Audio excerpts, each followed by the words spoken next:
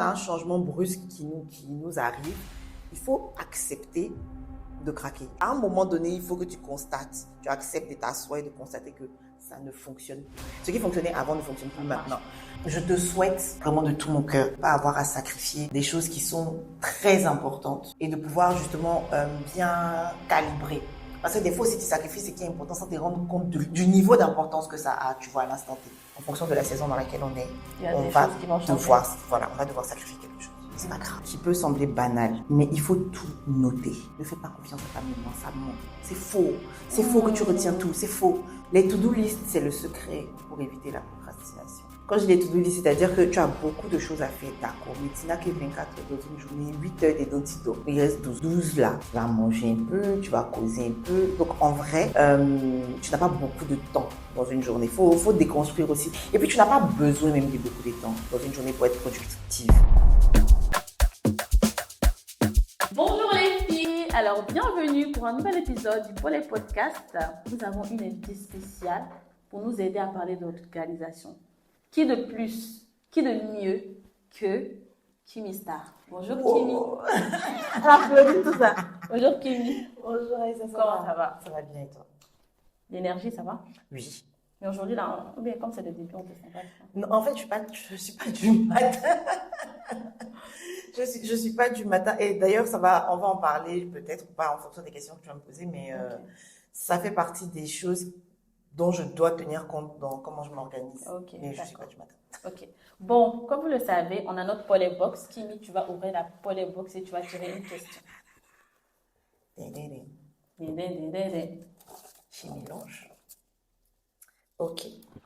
Alors, la première question, c'est: quelle est la chose la plus folle que vous ayez faite par amour? Aïe, on parle des relations. Non, faut lire jusqu'à la fin. On ne change pas de questions. Okay. Ah, on change pas les questions? Non, Ok, non, bon. il faut Donc, lire. quelle est la chose la plus folle que vous ayez faite par amour, relation amoureuse, familiale ou amitié?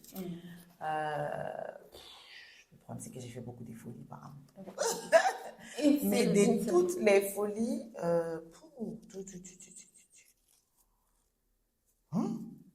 comment choisir une là tout de suite? Amitié, familiale, peu importe, en relationnel. Non, peu importe, mais oui, je pense que, ouais, peut-être que la chose la plus folle que j'ai faite, oui, je pense que la chose la plus folle que j'ai faite, c'est d'accompagner une amie récupérer ses affaires chez son ex pendant que l'ex en question n'était pas là. Il y a prescription, vous pouvez plus me porter plainte. Mais les événements que je décris, il y a prescription. Mais oui, en gros, on est rentré un peu gentiment par effraction, un peu gentiment. On n'a rien de très très grave, rassurez-vous. Mais oui, je pense que ouais, niveau folie, parce que quand même, je sais pas comment on aurait réagi si on nous avait surpris là et surprise. Et du coup, ouais, je pense que c'est, en tout cas de mon souvenir là, comme ça, parmi toutes les choses un peu folles que j'ai faites dans ma jeunesse. Donc ça vous montre un peu la personnalité de Kimi. Hein. C'est un peu éclectique. Un peu.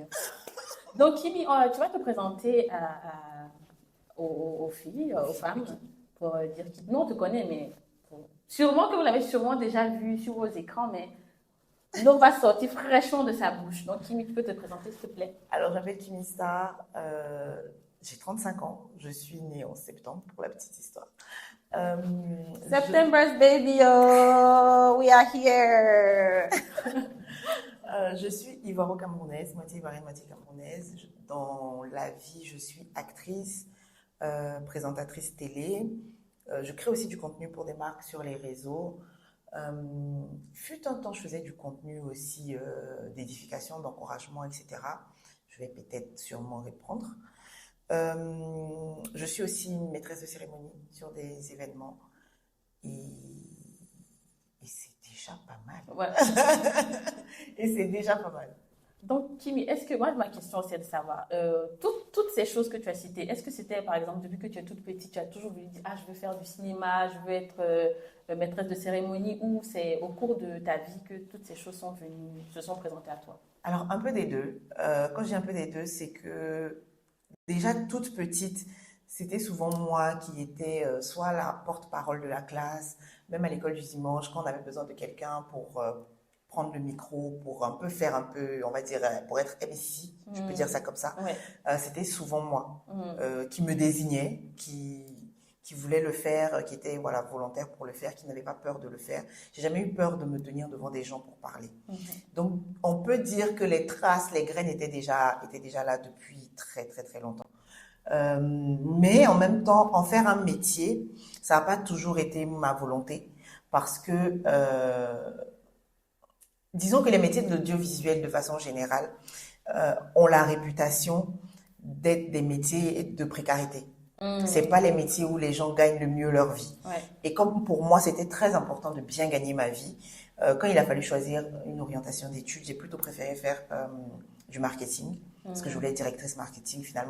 Finalement, dans le déroulé des choses de la vie, j'ai fait plutôt commercial. Pendant très longtemps, j'ai fait de la vente pendant 10 ans en tout. Et c'est après ça, on va dire que c'est en 2020, après avoir fait un burn-out, que j'ai remis en question en fait mes choix professionnels et puis je les ai surtout remis à Dieu. Ok. Parce que pareil, alors ça va faire 20 ans que je suis baptisée maintenant, mais entre mon baptême et mes 30 ans, je m'étais jamais posé la question, qu'est-ce que Dieu veut que je fasse? Pour moi, c'était pas une question. Pour moi, je pensais que on devait juste travailler, donner nos dîmes, nos offrandes, contribuer à l'église, aider les personnes qu'on pouvait, etc. Mais je ne pensais vraiment pas que Dieu avait un souhait, une volonté particulière pour nos métiers, nos activités, etc. Vraiment pas. Et je me disais juste tant que tu fais quelque chose d'illégal, que tu donnes ta dîme, tes offrandes, ça gère. Franchement, ça va. Et donc, c'est quand j'ai fait ce burn-out là que j'ai prié vraiment pour demander à Dieu, mais qu'est-ce que je fais de ma vie? Parce que je commence à avoir des pensées suicidaires à cause du travail. Ok. C'est pas, there's something wrong, il y a quelque chose qui va pas. Et que, à ce moment-là, Dieu m'a dit, mais en fait, c'est juste parce que tu n'es pas là où je veux que tu sois. Ok. J'ai dit, Ils vont être t'es bâti ou quoi ça. et donc, c'est là que vraiment Dieu m'a révélé que voilà, si je t'ai donné ces capacités-là, ces talents-là, c'est parce que je te vois dans l'audiovisuel, je te vois actrice, je te vois animatrice. Ça viendra sûrement scénariste, productrice, enfin, autre chose. C'est quoi une journée typique, Kimi, du matin au coucher? En vrai, il n'y a pas vraiment de journée type, en vrai. Mais bon, on va dire qu'il y en a peut-être différentes qui peuvent se ressembler. Par exemple, en tout cas, toutes les journées vont commencer le matin par la prière, forcément. Après, si c'est une journée de tournage de l'émission de santé que je présente, je me maquille. Parce que je me maquille moi-même à la maison. C'est vraiment un moment où genre, je prends soin. Je sais pas comment je vais t'expliquer, mais c'est un peu comme du self-care. C'est toi qui te maquilles. Pour Bonjour Santé, oui. Pas forcément pour tout, mais pour l'émission, quand je suis MC aussi, en général, je me maquille moi-même. Donc, du coup, voilà, je me maquille. Du coup, je vais coiffer ma perruque aussi, voilà, ce genre de choses. Et puis, je pars enregistrer. Donc, j'arrive, on tourne. Le soir, je rentre. C'est vraiment... on va dire c'est les journées les plus simples. Parce que tu sais à peu près à quoi t'attendre. Ensuite, une journée où je suis en tournage cinéma. Par exemple, je me lève le matin, donc pareil, prière, skincare. Ah oui, l'étape de la skincare, je n'ai jamais l'étape de la skincare. Donc la skincare et ensuite, on vient me chercher. Parce qu'en général, les maisons de production préfèrent venir te chercher. Ouais, c'est que tu n'as pas dit que non, le péage est monté. Non, c'est pas fancy. C'est secure. Parce qu'en fait, c'est pour éviter que tu dises que non, mais embouteillage est monté, il y a durée pour venir, Ça permet en fait, en vrai, de maîtriser un peu plus de maîtriser le temps. En vrai, c'est plus pour ça. Donc, on vient me chercher. Donc, pareil, j'arrive sur le plateau. On va tourner et puis je vais rentrer à l'heure à laquelle c'est prévu que je rentre. On vient me redéposer et voilà. Maintenant, le reste du temps, Donc, si je ne suis pas en tournage télé ou que je ne suis pas en tournage, une fois que je me réveille, quand j'ai pas de contraintes, je me lève à l'heure que je veux. En vrai, si j'ai pas de contraintes, si je sais que par exemple on vient pas me chercher à 6 heures, quand j'ai tournage, en général on vient me chercher tôt. On va me dire à quelle heure on vient me chercher. Ouais. Mais par exemple pour les tournages de Bonjour Santé, je dois être à billetterie où on enregistre, je dois y être pour 8h30 max. Genre max. Il faut compter 1 heure pour me maquiller, en général 1 heure de trajet. Donc, ça fait que je suis debout souvent à 5h, 5h30. 5h30. Et donc, ça peut être de grosses journées. Parce qu'on enregistre 2 émissions dans la journée. Il peut y avoir des retards pour X, Y raison, des problèmes techniques, etc. Ouais. Donc, ça fait une amplitude horaire de 5 heures, on va dire. Des fois, c'est déjà arrivé que je rentre à la maison qu'il soit 21h, 22h. Ok. Même plus tard. Okay. Donc, debout depuis 5 heures, couché à 22h. C'est pareil pour le cinéma. Des grosses journées de cinéma où on a beaucoup de scènes à tourner. C'est des grosses journées. Ça veut dire qu'on peut venir me chercher à 6 heures et me redéposer le soir à 20h. Ça fait des grosses journées de travail. Ouais. Donc, j'ai gagné, entre guillemets, le droit de me réveiller à 10h, à 11h ou à midi. Quand je ne tourne pas. Voilà. Et donc, quand je ne tourne pas, je me lève, je suis sur les réseaux, souvent pour chercher des inspirations de contenu que je vais créer ou pas. Ouais. Mais en tout cas, au moins, j'ai des inspirations et souvent juste pour regarder les trends, juste pour kiffer. Et je regarde des films, je regarde des séries. Bref, je chill, quoi. Vraiment, voilà, je chill, c'est ça. Et ça fait que j'ai l'occasion de faire toutes les autres choses aussi. Parce que avant, je me rappelle qu'avant, je pensais que je perdais du temps quand je travaillais pas, entre guillemets. Okay. Mais en fait, je me suis rendu compte progressivement, même si je dois encore me faire à cette idée, que c'est pas parce que je ne suis pas sur un plateau de tournage que je ne travaille pas. J'ai des émissions à préparer. Donc des fois, pareil. Des fois, je vais me lever. D'ailleurs, j'ai remarqué que ce qui fonctionne mieux pour moi, c'est de partir de la maison, aller me poser dans un espace, un café, peu importe, pour préparer mes émissions, ça me fonctionne mieux. Aussi, j'ai pas d'émissions à préparer. Même quand je suis en train de regarder du contenu, etc., je me cultive, en fait, et c'est hyper important. Oui. Parce que dans mon travail de MC, par exemple, un jour, je vais utiliser une ref, une trend que j'ai vue, etc., pour faire mon introduction, pour que ce soit un peu fun, que ça fasse un peu rire, etc. Donc, ça reste, c'est du travail. Voilà, c'est un peu fun. Voilà. Ouais. Après, tout ce que je fais comme activité, de façon générale, c'est du travail fun, il faut dire ce qui est. Et donc voilà, donc je suis à la maison, je traîne, je kiffe. Je vais faire mes ongles quand il n'y a personne au salon. Je vais faire mes courses quand vous tous vous êtes dans les bureaux. Voilà, je vais marcher. C'est ça en fait, j'ai ce luxe-là. Et je me dis, ça va être sympa aussi quand j'aurai mes jumeaux parce que du coup, je pourrais aller les chercher à l'école. Quand je suis pas en tournage, quoi, donc c'est sympa. Les jumeaux, ouais. Oui, une fille et un garçon. Alléluia. Hey, on va regarder ça pour un autre jeu. Ok, mais Kimi, ma prochaine question est de savoir, par exemple, il y a des gens qui ont beaucoup de choses à faire, comme toi, qui ont beaucoup de projets, etc. Mais par exemple, comment savoir, par exemple, actuellement, qu'est-ce que je dois prioriser peut-être par rapport à d'autres choses, en fonction du stade actuel où je suis dans ma vie? Alors, je me rappelle quand j'ai fait, parce que j'ai une formation du coup en gestion d'entreprise et en management, et à l'époque, on nous faisait faire à chaque fois un tableau, on nous avait appris à faire un tableau avec 4 cases. Okay. Important, urgent. Important, pas urgent. Urgent, pas important. Pas important, pas urgent. Oui. Une fois que tu as fait ça, tu sais ce que tu dois faire. En fait, c'est aussi simple que ça. Et puis, la deuxième chose que je dirais, c'est vraiment accepter sa nature, connaître sa nature et l'accepter. Et puis, accepter aussi l'étape dans laquelle on est. Je m'explique. Quand je parle de connaître sa nature, je suis quelqu'un qui fonctionne bien avec des deadlines. Okay. Ne me dis pas, tranquille, moi, tous ceux qui travaillent avec moi, voilà. Normalement, ceux qui travaillent avec moi savent que j'ai besoin d'un délai. Et je le dis départ.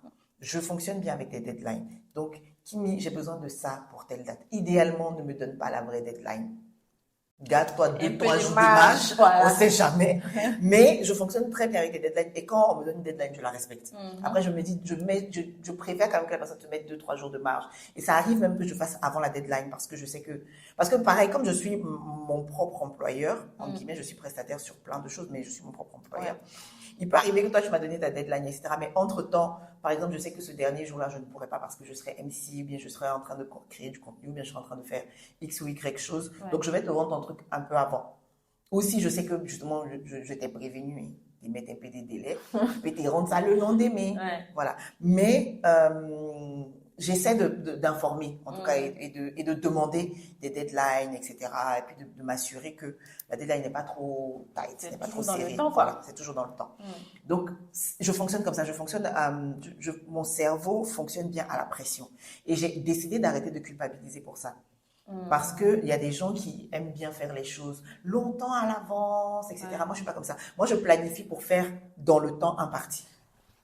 Ok, voilà. Ok. C'est comme ça que mon cerveau fonctionne. C'est-à-dire que si je sais que, par exemple, je sais qu'on va se voir aujourd'hui à 9h30 pour enregistrer le podcast, je vais lire les questions le matin en venant. J'ai prévu, en fait, quand si par exemple tu m'as envoyé les questions à l'avance, j'ai prévu.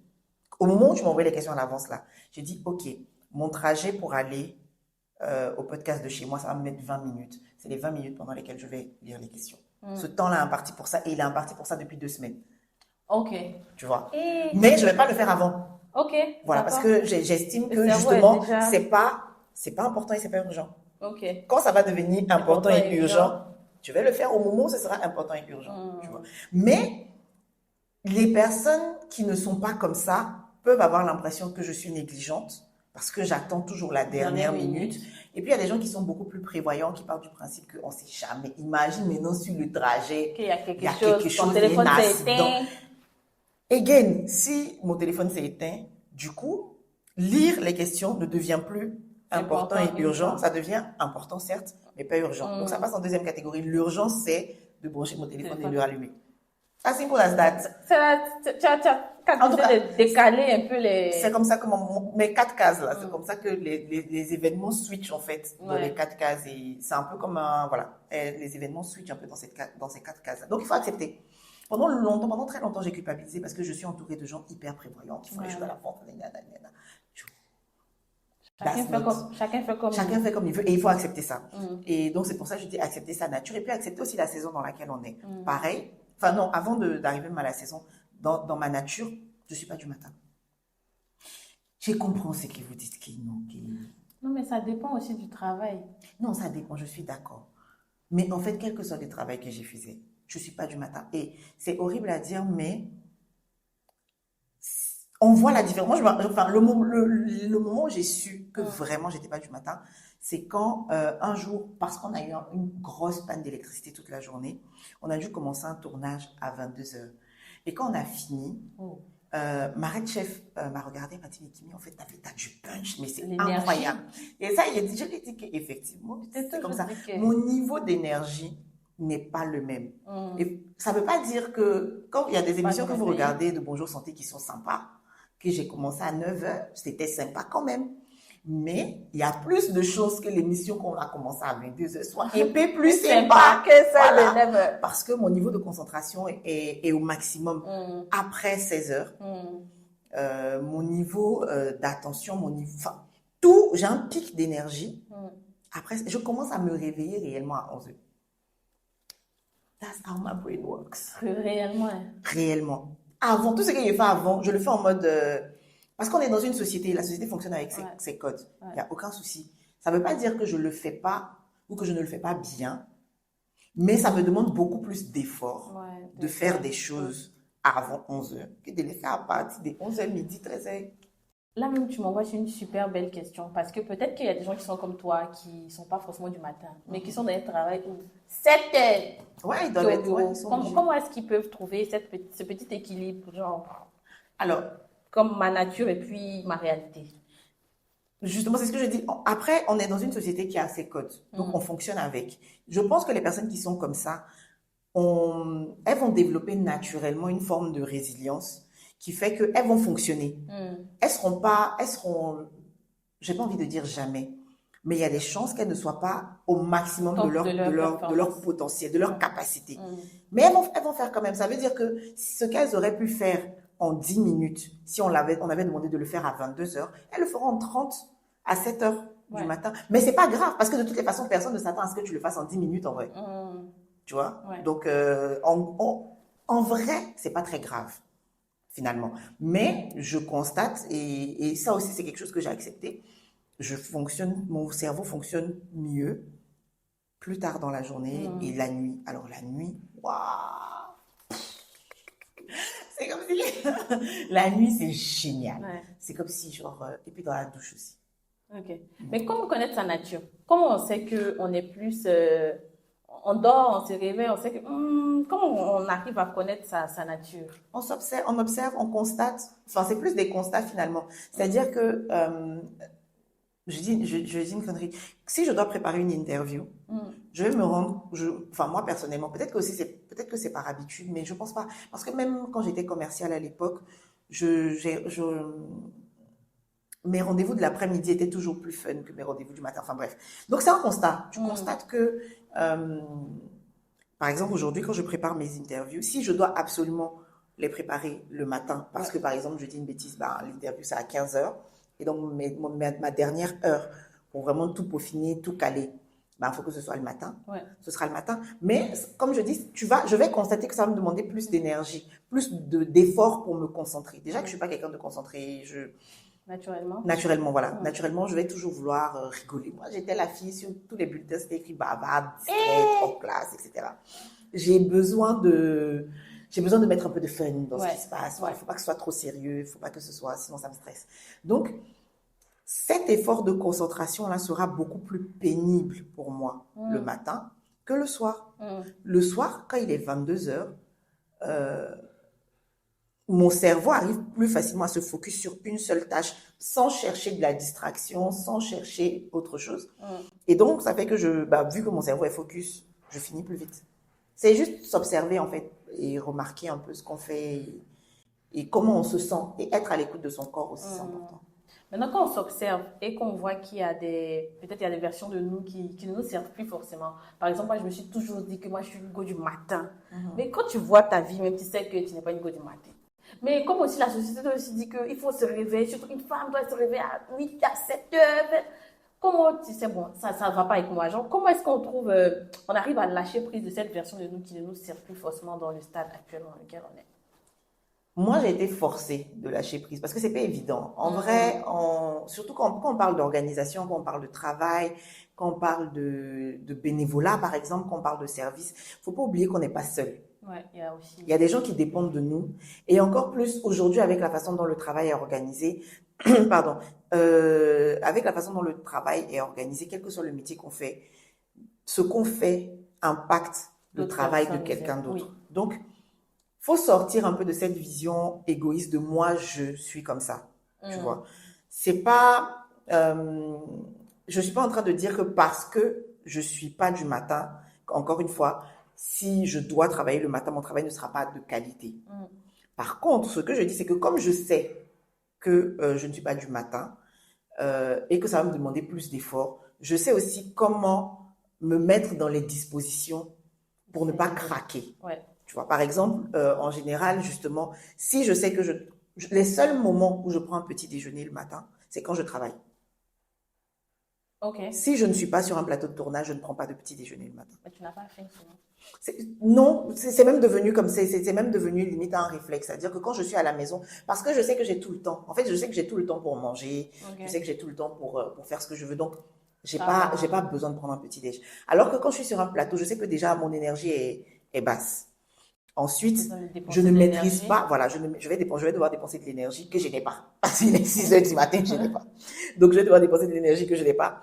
Je ne maîtrise pas forcément à quelle heure est-ce que je pourrais prendre une pause ou pas, parce que ça ne dépend pas que de moi. C'est ça, il y a d'autres Donc, je m'arrange à prendre un petit déjeuner pendant que les autres le prennent, même si d'habitude je ne prends pas de petit déjeuner. À ce moment-là, je vais prendre un petit déj parce que je sais que mon corps a besoin d'énergie pour pouvoir fonctionner. Voilà, c'est pas le truc de se dire que comme moi je suis comme ça, les autres doivent s'accommoder. Non. C'est comment, parce que je sais que ma nature est comme ça et comme ça, comment est-ce que je m'organise pour... Encore une fois, c'est ce que je disais. Parce que je sais que mon cerveau va privilégier les tâches qui sont urgentes et importantes.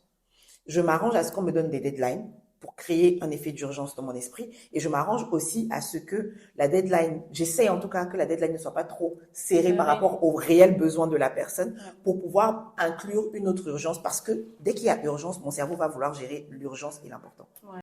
Mais ça aussi, par exemple, moi j'ai une super belle question, c'est de comment se réajuster aussi. Parce que par exemple, disons, bon, si tu es une nouvelle maman, bah, le temps que tu avais avant, tu n'as plus le temps maintenant. Et puis par exemple, tu viens de perdre, je donne un exemple, tu as perdu peut-être ton père ou ta mère. C'est peut-être ta mère qui était le socle de la famille là. Peut-être c'est toi qui te retrouves à prendre soin de tes frères, de tes sœurs, de tout le monde et tout. Comment est-ce qu'on peut, dans ce genre de cas, quand il y a des changements brusques ou peut-être tu as beaucoup plus de responsabilités au travail, comment est-ce qu'on peut se réajuster dans ce genre de période? Je pense que c'est d'abord en acceptant de craquer.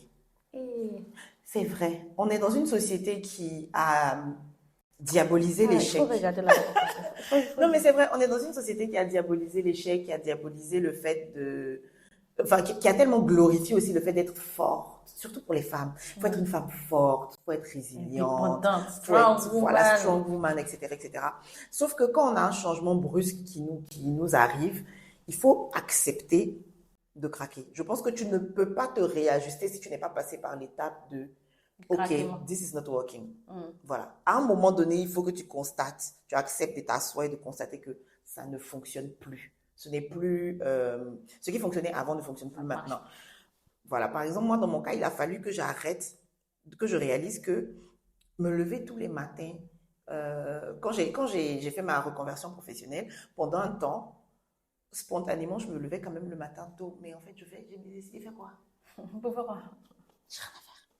J'ai rien à faire. Et du coup, ça faisait que je m'ennuyais.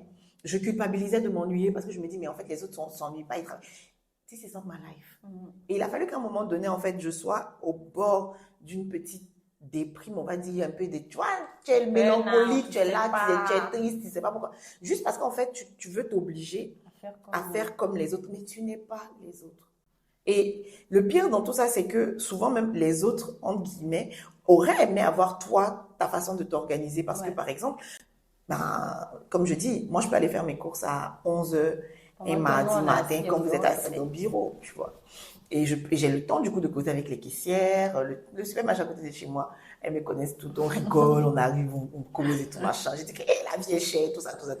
Mais parce que j'ai le temps de faire ça. Elles ont le temps de rigoler avec moi parce qu'il est mardi, il est 11h, il n'y a personne. Tu vois. Donc, accepter déjà de craquer. Et ensuite, vraiment, je conseille toujours aussi d'écrire. Je ne sais pas comment je peux expliquer ça, mais il y a souvent, on se soucie de beaucoup de choses, mais une fois qu'on les a écrites sur une feuille blanche surtout, j'ai l'impression que genre ça diminue, ça fouine. Je ne trouve pas le mot en français. Fouin. Pour celles qui ne sont pas ivoiriennes, quand ils fouin, ça rapetit, ça devient petit. Voilà, ça rapetit. La taille de nos soucis. Mais vous voyez le bruitage, non, ça fait ça, ça fouin. Vraiment, d'écrire et puis peut-être aussi que c'est mes restes d'études de management, mais voilà, vraiment classifier les choses par niveau d'importance. Ça revient toujours aux quatre. Ouais, moi j'aime bien mon petit cadran là. Et puis voilà, tenir compte, comme je dis, de sa nature, de ses contraintes. Et puis après, en vrai, mine de rien, on arrive quand même facilement à rebondir. L'être humain rebondit facilement. L'être humain est un être qui s'adapte. Même c'est pour ça qu'il y a des gens qui vivent, donc quelles que soient les conditions climatiques qui existent sur la planète, il y a des gens qui sont là-bas. Et vous vous rendez compte qu'Antarctique, un endroit où tout est glace, et moi, il y a les gens qui habitent au milieu. Tu peux t'en sortir, tu peux te réorganiser. Il y a des gens qui vivent dans le désert là, tu peux te réorganiser, t'inquiète. Tu vas trouver. Maintenant, l'équilibre vie professionnelle, pour celles qui sont étudiantes, vie estudiantine, et puis vie personnelle. Parce que ça, c'est vraiment compliqué. Après, toi, tu me dis que peut-être pour toi, ça serait un peu plus facile, non? Je me dis que pour moi, ce sera un peu plus facile parce que je suis censée avoir des journées C'est toi, c'est... Voilà, des journées. Je suis censée avoir des journées libres entre plusieurs contrats. Donc, techniquement, c'est censé être plus facile pour moi. Mais si je me replonge dans mon époque, voilà, dans mon époque où j'étais dans le corporate, une corporate girly, qu'on se dise la vérité aussi, les filles, I will hold your hands by saying this. Je vous tiens la main en disant ceci. Vous ne pouvez pas tout avoir. On nous a menti. Genre, il y a eu une grosse tendance dans les années 90, 2010. La période Sex and the City, you can have it all. C'est faux, tu peux pas tout avoir. Il y aura des périodes où tu vas devoir sacrifier quelque chose.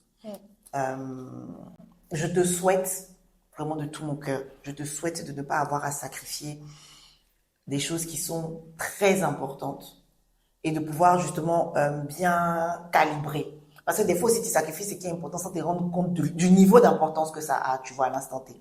Mais en tout cas, ce que je veux dire, c'est que il faut accepter aussi que on peut pas tout avoir. Et donc, il va falloir sacrifier quelque chose. Parfois, pour pouvoir avancer dans sa vie professionnelle, on va sacrifier son temps avec ses copines. Pour finir des rapports, pour aller à des événements corporate, pour faire du réseautage, etc. Au lieu d'aller chiller chez ta camarade, tu seras au parc des expos, des cousins avec des tontons et des totis, mais qui vont te faire avancer dans ta carrière, tu vois. Ou bien tu vas aller au palais des congrès pour regarder une conférence en nuit, alors que samedi matin, les go, alors que samedi matin, les go sont en train de faire un brunch, tu vois. Mais tu ne pourras pas y aller parce qu'il faut que tu sois à ce congrès de l'immobilier, des je ne sais pas trop quoi. Parce que, voilà, c'est important. Donc, il y a il y a des sacrifices, il y a des saisons, il y a des sacrifices à faire. Il faut accepter. On ne peut pas tout avoir en même temps. Mais on peut tout avoir petit à petit, quoi. Donc, tu peux sécuriser ta situation professionnelle. Mais non, tu as bien l'argent. Et là, au lieu de partir faire les brunchs, vous faites les voyages à Zanzibar. Tu vois, donc, voilà, ça peut faire. Donc, il y a des saisons, il y a des périodes, il y a des périodes où, alors, j'ai toujours des rêves bibliques, hein, désolé, mais même la Bible dit que il y a un temps pour tout sous le soleil. Et j'aime beaucoup ce verset qui dit que les épouses gèrent leur foyer et les célibataires gèrent l'œuvre du Seigneur. C'est une réalité c'est une réalité. Les célibataires n'ont jamais raison.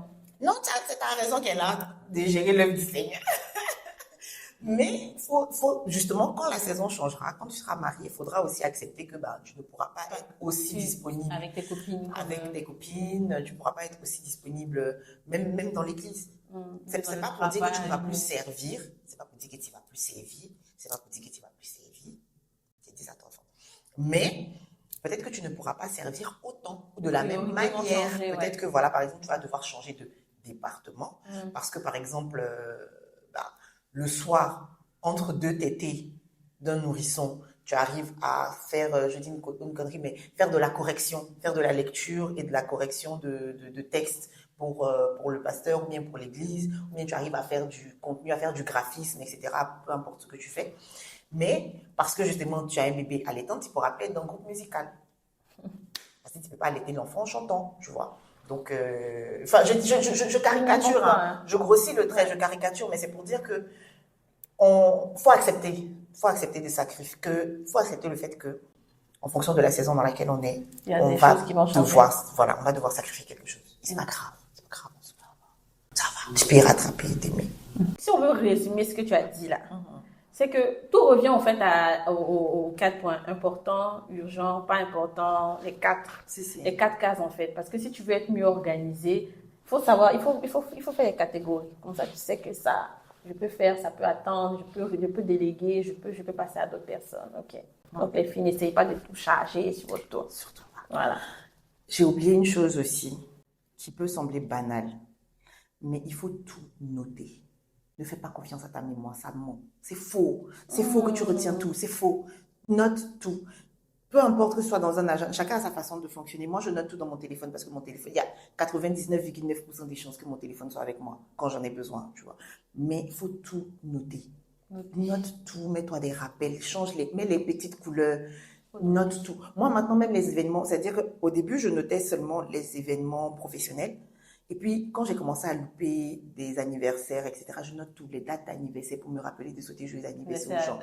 Je note, dès que tu me dis, je me marie tel jour, je dis que, attends, je note.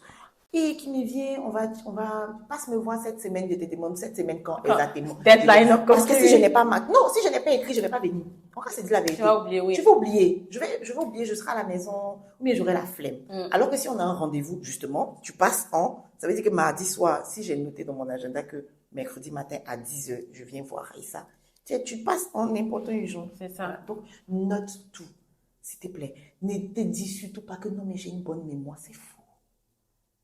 Je te promets que c'est faux. Un jour, ça peut te taper. Il faut tout noter. C'est faux. Et note, et n'hésite surtout pas à interrompre les gens pendant que... Ne te dis pas, je vais noter après. Maintenant. Note en même temps. Quand vous êtes en train de parler, tu dis attends. Non. Moi, je fais ça trop. Attends, hein. Attends, 2 minutes. Tu dis que quand? Ok, tel jour et telle date, etc., etc., etc. Ok, continuons la conversation. Sinon, tu te dis après, et après, en fait, il y a toujours un autre truc qui fait. Tu ne te rappelles pas le message que tu as dit que tu vas lui répondre après, tu n'as toujours pas répondu. Donc, si on va résumer ce que Kim a dit, il faut connaître sa nature. Ça, je pense que ça, c'est le B à bas. Le B à bas. Connaître sa nature, définir ses priorités. Il faut noter. Voilà. Il faut noter. Donc, moi, j'ai une petite mise en situation pour toi parce qu'on demande à nos internautes, aux filles, de nous envoyer des situations. Et il y a une fille qui nous a dit, par exemple, je pense que tout ce que tu as dit, ça répond déjà à sa question. Elle a beaucoup de choses à faire et elle ne sait pas par où commencer parce qu'elle se dit, qu'est-ce que je fais maintenant? Genre, je sais que je dois être organisée, je sais que je dois être plus organisée, mais je ne sais pas par où commencer. Ça fait que je ne fais que procrastiner parce que je me dis que je n'y arriverai jamais. Donc, on ne sait pas que tu as un peu répondu, mais qu'est-ce que tu peux lui dire? Alors, de façon très, très pratique aussi, les to-do list, c'est le secret pour éviter la procrastination. Quand je dis les to-do list, c'est-à-dire que tu as beaucoup de choses à faire, d'accord, mais tu n'as que 24 heures dans une journée, 8 heures dedans, tu dors. Il reste 12. 12 là, tu vas manger un peu, tu vas causer un peu. Donc, en vrai, tu n'as pas beaucoup de temps dans une journée. Il faut déconstruire aussi. Et puis, tu n'as pas besoin même de beaucoup de temps dans une journée pour être productive. Non, tu n'as pas besoin de beaucoup de temps pour être productive. Et comment ça? Moi, me plaît toujours qu'il n'y a pas le temps, hein? C'est faux. Tu as le temps. C'est juste que tu es dans le truc de... je sais pas comment je vais dire ça. J'ai l'impression qu'il y a une espèce... La culture de la productivité veut nous faire croire que, on doit faire beaucoup de choses dans la même journée alors que c'est pas vrai. Ça, je pense que oui, c'est vrai, c'est ça. Et ensuite, on a l'impression aussi que si on n'a pas passé beaucoup de temps à faire une chose, c'est qu'on n'a pas été excellent, productif. C'est faux. Une fois que tu t'es débarrassé de ces faux complexes-là, donc la to-do list, vraiment, c'est un bon remède à la procrastination. Lundi, je fais quoi? Je cite. Mardi, je fais quoi? Mercredi, je fais quoi? Et ensuite, et donc lundi soir, je viens cocher ce que j'ai fait, ce que j'ai pas fait. Identifier pourquoi je ne l'ai pas fait. C'est parce que justement, j'ai commencé à me rendre compte que j'avais tendance à remettre à demain à chaque fois que je devais préparer mes émissions, que j'ai constaté que c'est juste que je n'aime pas préparer mes émissions à la maison. And that's okay. Quand il m'en va chez Kaiser préparer mes émissions, on vient comme ça. Les questions que je dois poser, ça vient qu'on se dirait, il y a quelque chose dans le gâteau de Kaiser. Alors que non, c'est juste parce que je suis dans un autre environnement. Quand je suis chez moi, en vrai, quand je suis chez moi, j'ai pas envie de travailler. Mode relax, c'est la maison. Ma maison est mon havre de paix, c'est mon côté relax. J'ai pas envie de penser à mes invités. Voilà, c'est pas que je vous aime pas, I love you guys, mais pas à la maison. Voilà. Chez Kaiser, c'est sympa.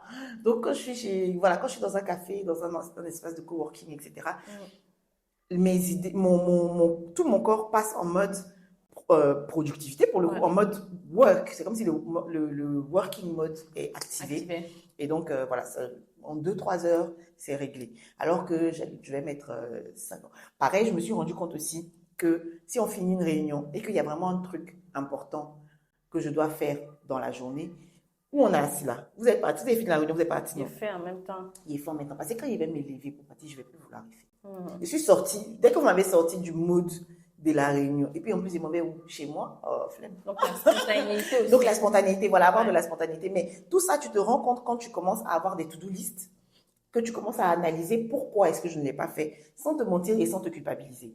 Voilà, parce que le but, ce n'est pas de se trouver des excuses, mais c'est de comprendre son fonctionnement pour l'améliorer, en fait. Voilà, c'est juste ça. C'est pas juste de dire que, ouais, mais en fait, moi, je suis une fille, j'ai besoin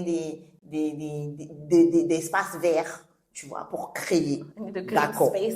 Voilà, d'accord. Il n'y a pas de problème. Tu as besoin d'espaces verts pour créer. OK, comment est-ce que tu fais dans ce cas-là? Parce que c'est pas juste, je n'ai pas fait parce que j'avais besoin d'espace vert. OK, où tu trouves l'espace vert? Est-ce qu'il y en a un dans ton quartier? Est-ce que tu vas au jardin botanique? OK, si tu vas au jardin botanique, c'est pour faire quoi? To-do list. Est-ce que tu as les moyens aussi d'aller? Parce que souvent, aussi, on se montre trop, on regarde trop les choses cute que de Pinterest que non, I need. You don't have. Par exemple, tu n'as pas l'argent d'aller chez Kaiser.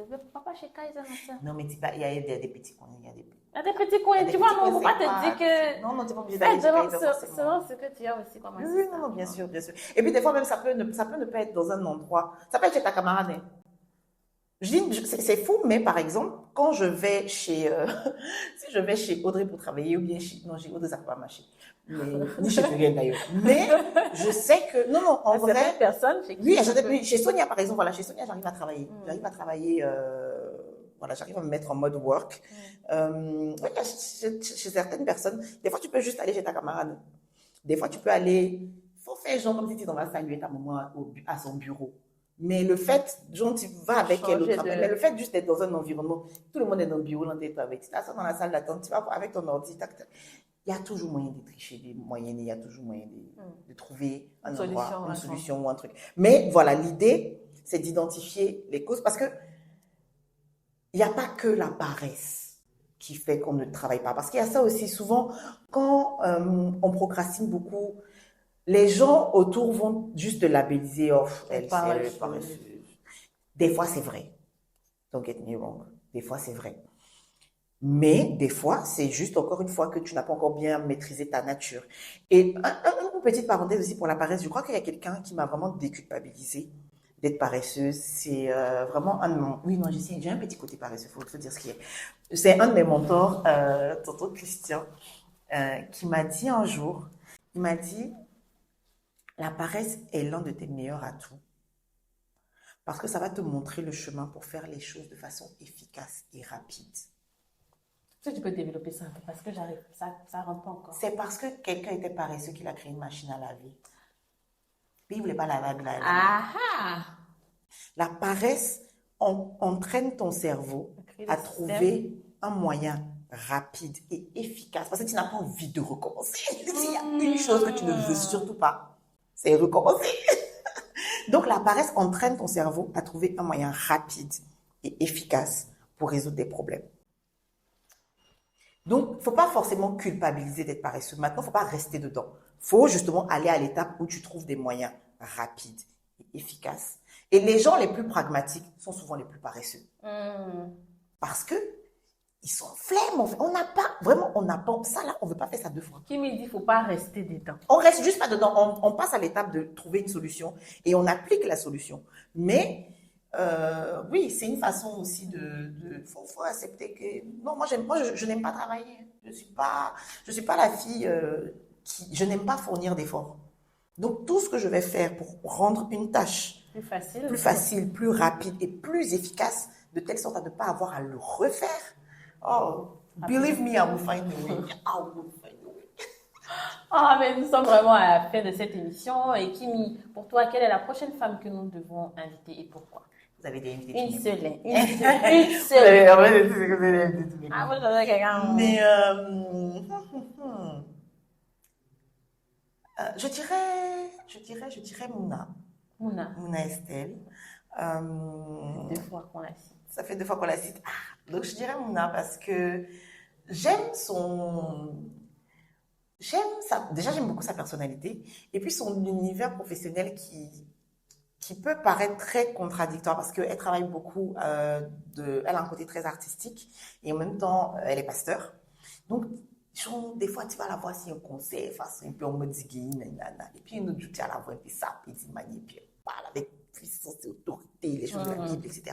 Et puis aussi, je pense que pour le grand public, ça peut être intéressant d'entendre un peu toute la partie travail qu'il y a derrière le fait de gérer, d'être pasteur. Et souvent, vous pensez, moi je sais, parce que mon père était pasteur pendant un temps, et j'ai été proche de plusieurs pasteurs, je suis toujours proche de plusieurs pasteurs, mais le grand public, tout ce que vous voyez, vous les voyez saper. En plus, maintenant, comme il y a la vidéo, tout ça, vous les voyez saper, vous les voyez dans les contenus digitaux, vous les voyez faire des petites blagues. Mais les gens n'ont aucune idée du travail que ça demande, en fait, de gérer un ministère. Et donc, ça peut être intéressant. Ça peut être intéressant de la recevoir, parler un peu de la charge professionnelle et vraiment de la charge professionnelle que ça représente. Ça peut vous donner un peu plus de bienveillance vis-à-vis de ça. Madame Mouna Estelle, peut-être que bientôt vous allez nous voir dans ces DM. Voilà. Apprêtez-vous à nous, s'il vous plaît. Et c'était vraiment un plaisir d'avoir sur notre plateau Kim. Merci les filles. On se dit à très bientôt pour un nouvel épisode. Bye!